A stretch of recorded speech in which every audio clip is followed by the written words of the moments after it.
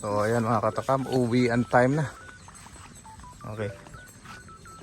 Pagka nagpapastol sila Sir Edson, nag-uumpisa sila ng alas 10 ng umaga hanggang alas 3 ng hapon. Ayan. So ayan na nila. Ito yung mag-ina. Ayan. Alas 3 lang ng hapon. Hindi rin po pwede yung hanggang alas 5 at yung parasite ay bumabalik na sa damo. Makakain nila, yun ang naging cause ng pagtatain nila. So ayan, yung ating mga alagang kambing dito. Ayan, kanya-kanya silang kwarto. Ay.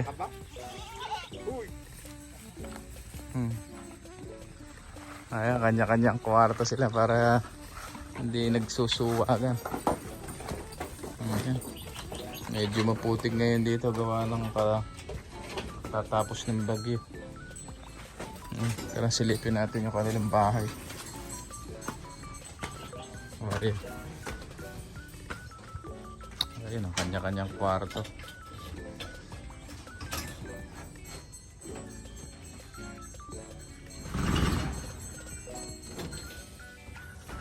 Napalak po sila Baki at si Daniel po.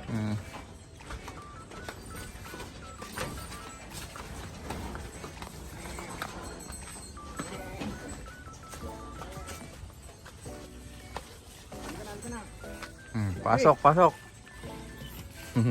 Ayan, kanya-kanya silang kwarto. Oh. Pasok.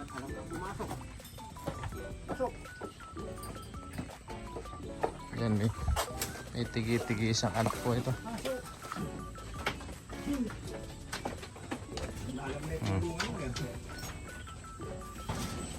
Ayan, oh. May kanya-kanyang butas. Apartment pala ito. Nakakulong po sila dyan eh. Para safe, hindi sila magsusuwagan.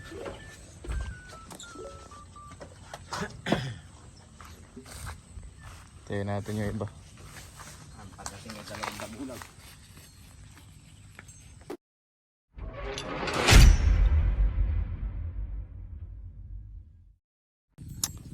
Yo, what's up mga katakam? Ito, sa mga baguhan nga pala na nagkakambing, sila Sir Edson at Tatay Lando ay tumatanggap ng service. Okay?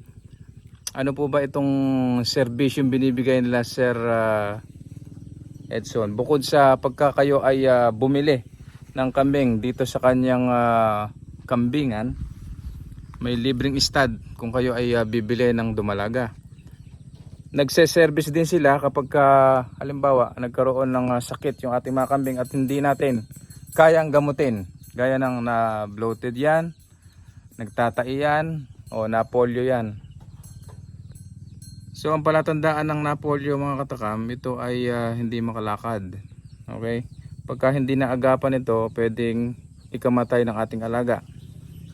Ganun din yung na-bloated, kapag napabayaan natin ng ilang araw, pwede itong ikamatay. Okay? So nandito sila Sir Edson para gamutin, okay, yung ating mga kambing. So ibibigay natin yung kanilang contact number mamaya para matawagan nyo in case of emergency.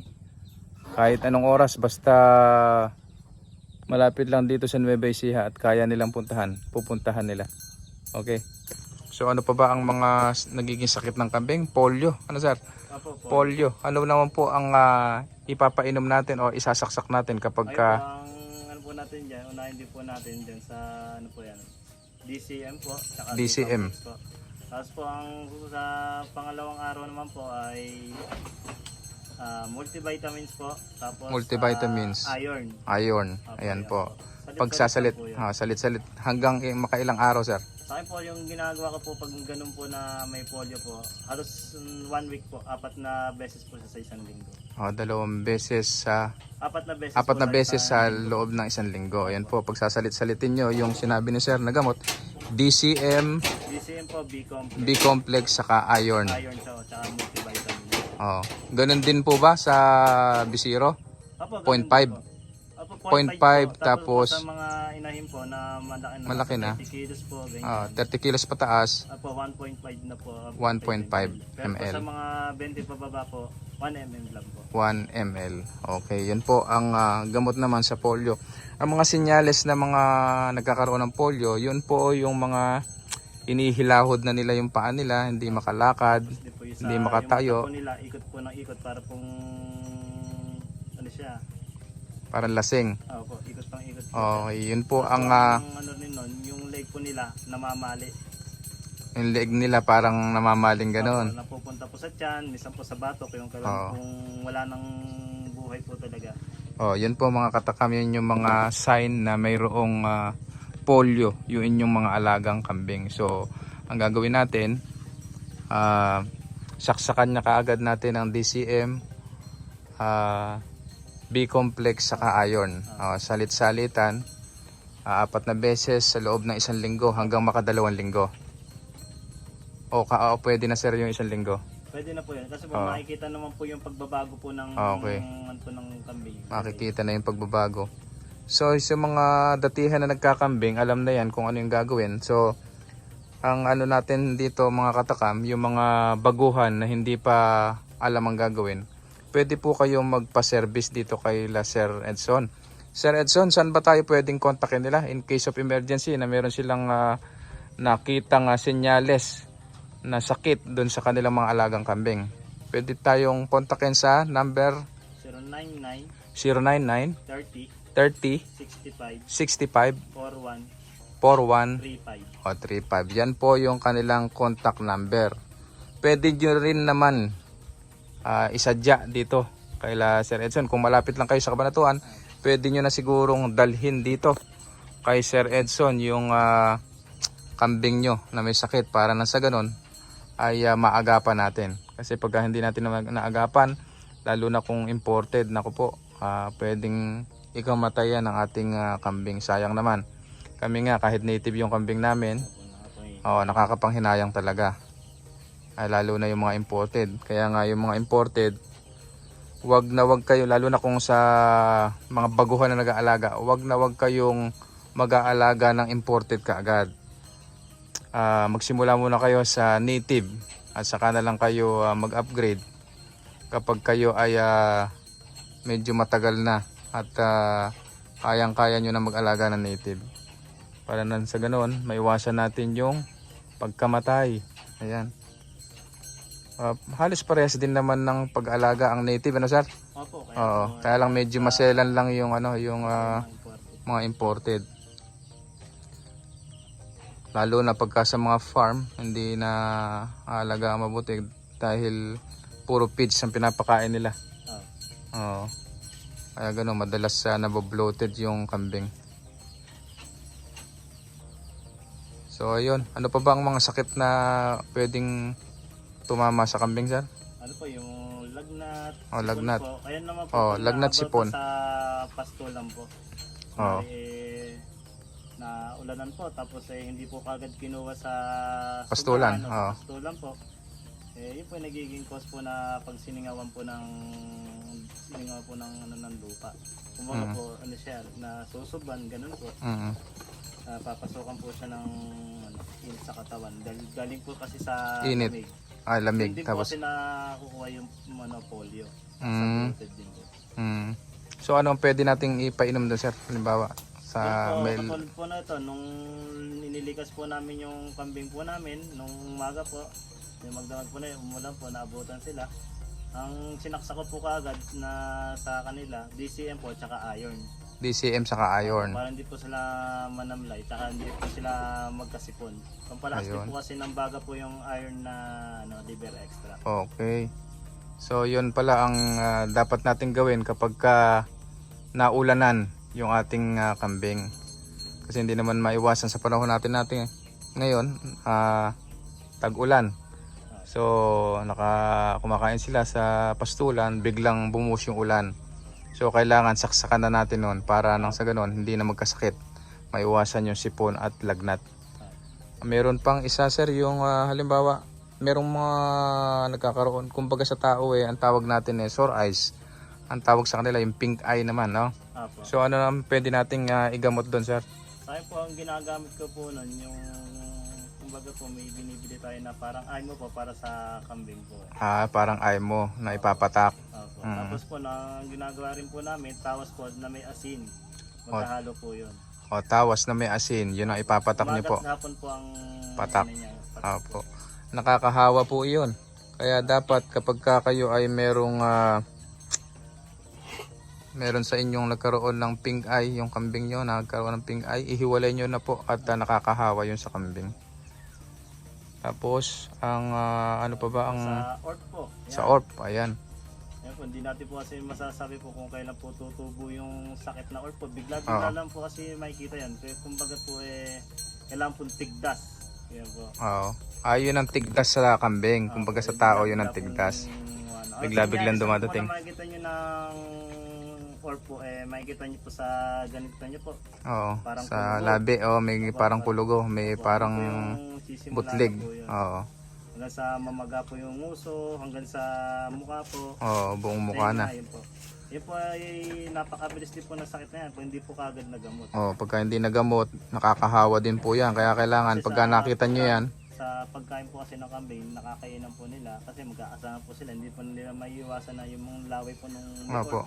masasama po sa ano. Ayun, na- parang virus pala itong orp. So anong pwede natin, sir? Sa ano yun sa tao, sa mga hayop lang po doon. Oo. Sir, anong pwede natin igamot kapag may orp? Ay yung ginagawa ko rin po siya, meron po siyang tawas naman din po, tapos po may asin din po. Ilalaga naman po yun. Ilalaga. Tapos, Pakukuluan po yun. Tapos po, pinaka ano niya, kung may daan din po ng bayabas, magkasama po yun sa isang ano po. kumbaga lalanggasin, ganon. Opo, yun po. Ayun. Tapos po, gagamitan po ng quick heal para po mas mabilis po. Quick matuloy heal, yun po yung ano, kulay violet na ini-spray. Ayan, para meron yung pong ano, gumaling. oo. Yun po ang ginagawa kapag may orp yung ating alaga. Ayun, sabi nga ni Sir Edson, yung tawas saka yung asin ilalaga kasama ng dahon ng bayabas. Yun ang ipanglalanggas natin, panghuhugas dun sa parte na may tama ng orp. Mga butlig-butlig yan. Kumbaga sa tao bulutong or tigdas na nakikita sa balat. So dahil may balahibo sila, doon sa mga walang balahibo tumutubo. Tumutubo yan. Sa mga bibig nila, mata, sa tenga, doon po makikita yan. Kapag po may nakita na kayong tumutubo, gamutin nyo na kaagad. Ihiwalay nyo na po para lang sa ganun, hindi na mahawa yung iba. Bukod doon, sir, ano pa bang nakikita natin Yun po, sa experience sa, natin? Yun po yan. Meron po, naka-experience na po sa akin. Yung sa kay Christine po, pigsa. Pigsa. Yan po, hindi po natin masasabi yan. No? Minsan po, baka nakaagat po ng hayop, doon din ng mga insekto. Doon din po nag-uumpisa po yan. Ang ginamot ko naman po doon sa may pigsa po ng imported din na si Christine, yung Tylosin po. Tylosin isasaksak po. Po yun. Ano po yun? Every 3 days po siya yun. Sunod-sunod po na yun. Tapos po, ang ulit na po nun, bali 5 days po ulit. 5 days ulit. Opo. Pagka sunod-sunod na 3 araw ang pagsasaksak, Opo. tapos Ang ulit na po after nun, 5 days, 3 ulit ulit. Opo. Ayun. So Tylosin daw po yung 1 ml po yun. Po kasi muscle pain, tapos po yung sa lagnat, sipon, kaya po yun po magandang pang ano sa mayroon po po ang pigsa. So yun mo. Nasubo ko na po, maski po sa mga inuubo, sipon, yun lang po talaga, ang bawal lang po doon sa buntes. Ayun. Hindi po pwede siya sa buntes. Ayun mga katakam, kung buntes yung inyong alaga na may pigsa, hindi raw po pwede yung Tylosin. Ang meron naman po tayong panggamot doon, amoxicillin LA, saka bromixin. Ang Pwede po yun sa buntes. pwede yun sa buntes. Opo. Ayun. Pagka po buntes yung inyong alaga, ambroxin, Bromixin po. bromixin, saka Ano po, amoxicillin LA. amoxicillin MA, LA. LA, amoxicillin LA. Yun po ang pwede sa buntis. Yung Tylosin hindi po pwede sa buntis. Parang sa pagpupurga lang yan. Kapag buntis, dapat ang ipainom ay Pebendazole po. Pebendazole. Para sa buntis naman po. hindi pwede yung albendazole kapag buntis yung inyong alaga.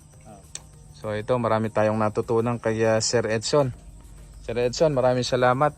Salamat. At maraming natutunan yung ating mga subscriber. O nga pala mga katakam, inuulit ko ay malapit na naman tayo magparapol. So ang mechanics ng ating parapol, ito po ay sa mga bagong subscriber ko na hindi pa alam.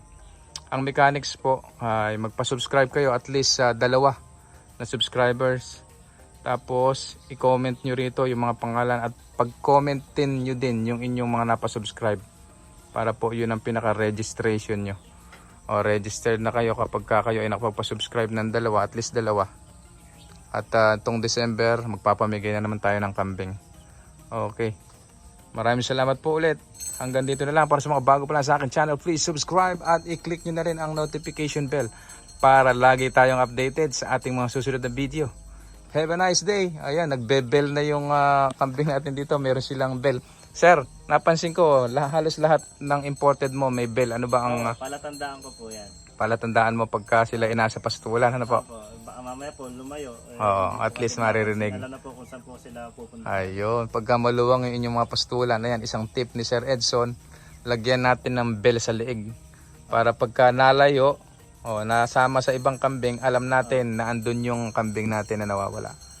Okay, maraming salamat po. Magpapaalam na po kami. Happy farming everyone. Thank you.